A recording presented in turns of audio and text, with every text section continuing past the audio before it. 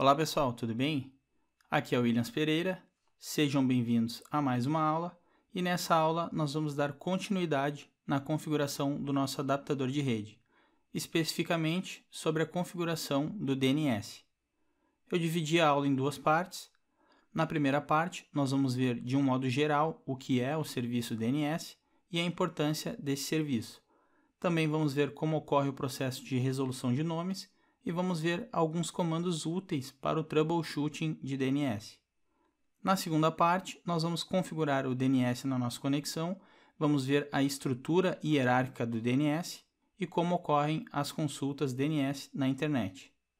O nome DNS ele vem de Domain Name System, Sistema de Nomes de Domínios.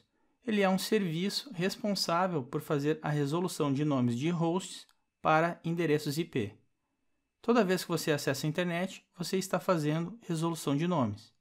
Quando você abre o seu navegador para acessar um site, você digita o nome do site, por exemplo, www.google.com.br.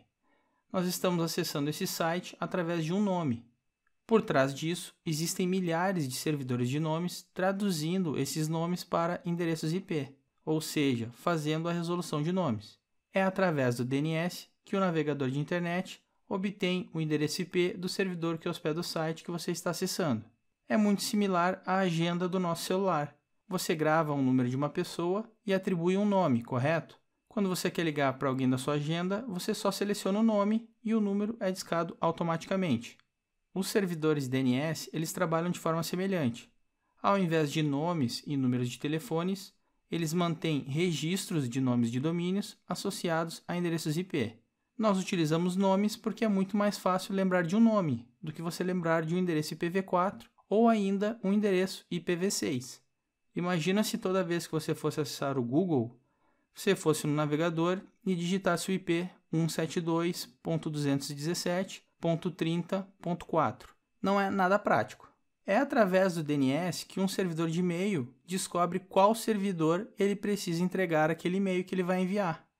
O servidor de e-mail faz uma consulta para descobrir onde ele precisa entregar aquele e-mail, onde está o servidor de destino, para receber o e-mail.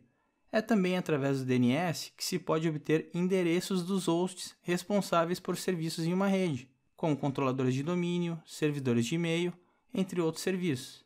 Além disso, o servidor DNS também pode ser usado para fazer a tarefa contrária, que é a partir de um endereço IP, ele obter um nome. Chama-se consulta reversa. É difícil imaginar como funcionariam as redes sem o serviço do DNS, devido à sua importância. Geralmente, a gente só percebe isso quando ele falha. Para configurar o servidor DNS na sua conexão, então você precisa ir até as propriedades da sua conexão. Eu estou com o Server Manager aberto, eu clico em uma das minhas conexões, eu tenho duas conexões, eu posso configurar o DNS para qualquer uma delas. Como eu estou conectado a duas redes, em uma conexão eu posso configurar um servidor DNS e na outra conexão outro servidor DNS. O DNS ele pode ser configurado de forma automática ou manualmente. Na minha conexão rede NAT, o DNS foi configurado de forma automática. Eu recebi essa configuração através do servidor DHCP do VirtualBox. E esse endereço 189.4.64.70 ele é do meu provedor de internet. Já a conexão rede interna, eu não tenho nenhum DNS configurado, e é nessa conexão que nós vamos configurá-lo. Antes de configurarmos o servidor DNS, nós vamos ver como funciona a resolução de nomes, pois é muito importante que vocês saibam disso. Muitas vezes, algumas máquinas elas não conseguem acessar algum recurso na rede. Pode ser uma aplicação, um servidor de arquivos, elas podem apresentar problemas ao efetuar o logon na rede, e uma das causas mais comuns para esses tipos de problemas é a configuração do DNS incorreta. Resolução de nomes é o processo de conversão de nomes em endereços IP. Quando falamos em nomes, nós podemos falar de dois nomes. O hostname, que é o nome do host, o nome utilizado para identificar uma máquina ou um dispositivo, por exemplo, servidor 1. E o FQDN, Fully Qualified Domain Name, que é o nome completo de um host, incluindo o seu domínio. Por exemplo, servidor1.williamspereira.com.br O servidor 1 é o nome do host dentro do domínio williamspereira.com.br. O cliente DNS, também chamado de resolver, é o cliente que faz a consulta DNS. Pode ser um host, pode ser um software, um browser e etc. Vamos ver como que ocorre esse processo de resolução de nomes. Quando um host ou um resolver faz uma consulta, ele segue uma ordem para encontrar a resposta para aquela consulta. Primeiro, ele procura a resposta nele mesmo, localmente, no arquivo de hosts. Segundo, depois de ler o arquivo de hosts, ele procura a resposta no cache do DNS. O cache ele é uma área de memória onde os dados ou processos que você usa frequentemente ficam armazenados. E caso você precise desses dados em um acesso futuro, ele seja feito de uma forma mais rápida. Então, o DNS ele possui um cache.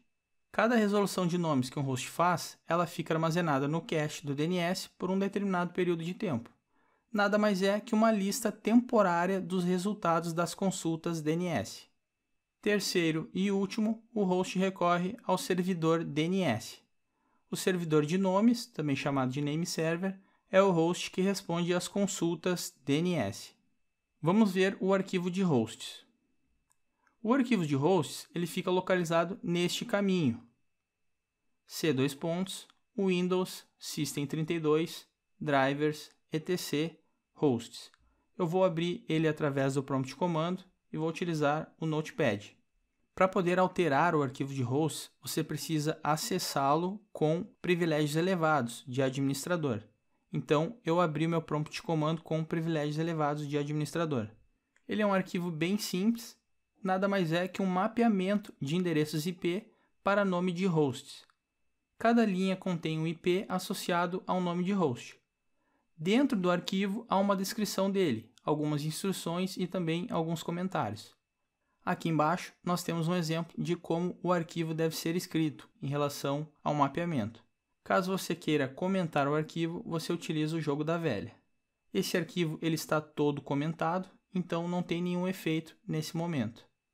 Antes de existir o DNS, lá na década de 80, se utilizava esse arquivo de hosts para fazer a resolução de nomes. A ARPANET, que foi a rede que deu origem à internet lá nos Estados Unidos, eles utilizavam esse arquivo.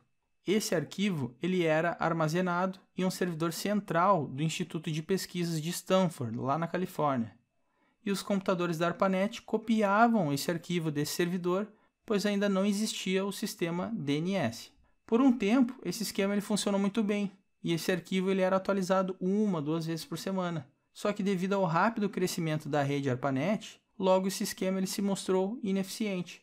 O arquivo começou a ficar muito grande, pois tinham muitos mapeamentos, passou a ser atualizado com muito mais frequência devido à adição de novos hosts.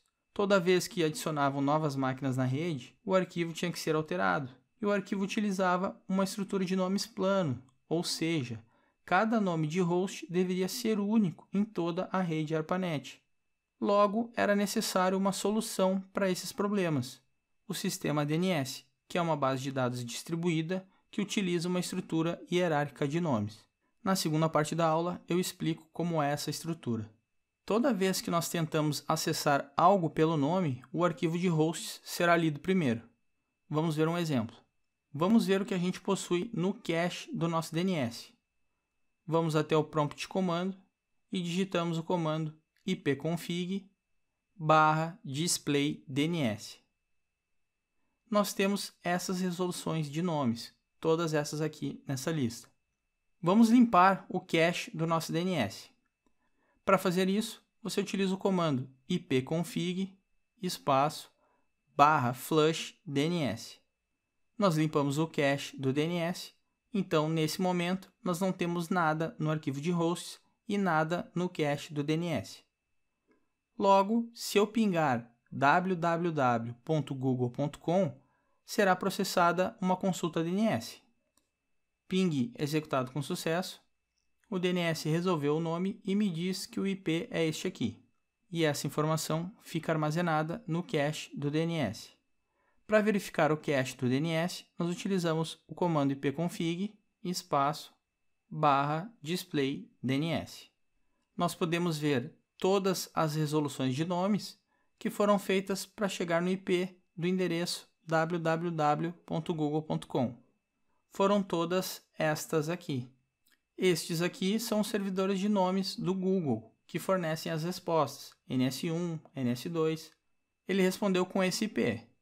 Então, se eu pingar de novo, logo em seguida, ele não vai fazer outra consulta, pois essa resposta ela já está no meu cache. Então agora nós vamos fazer um teste com o arquivo de hosts. Eu vou inserir no meu arquivo de hosts 2 registros. Eu vou colocar o IP 192.192.192.192 associado ao nome www.google.com. E vou colocar também 55.55.55.55 e vou associar com o nome lugar nenhum. E vou salvar o meu arquivo de hosts. Veja o que vai acontecer agora. O processo de resolução de nomes sempre verifica primeiro o arquivo de hosts e depois o cache, correto? Se eu pingar www.google.com, ele exibe o IP inserido lá no arquivo de hosts.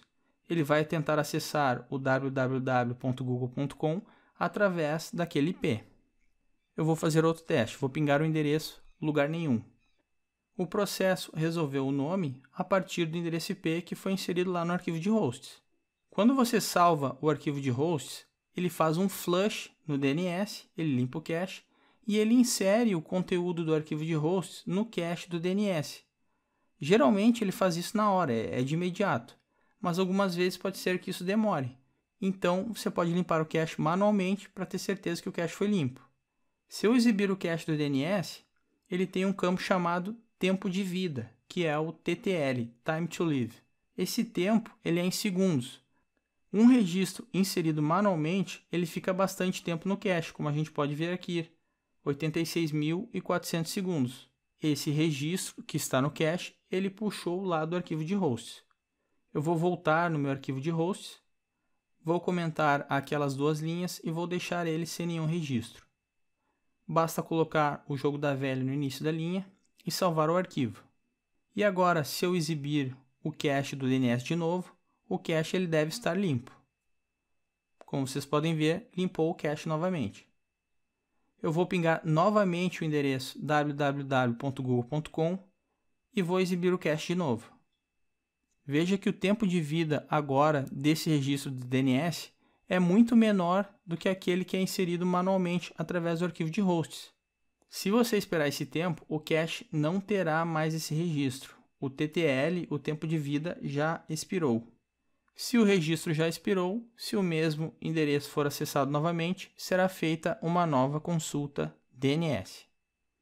Então, para que esse vídeo não fique muito longo, eu dividi a aula em duas partes e nós vamos continuar a aula no próximo vídeo.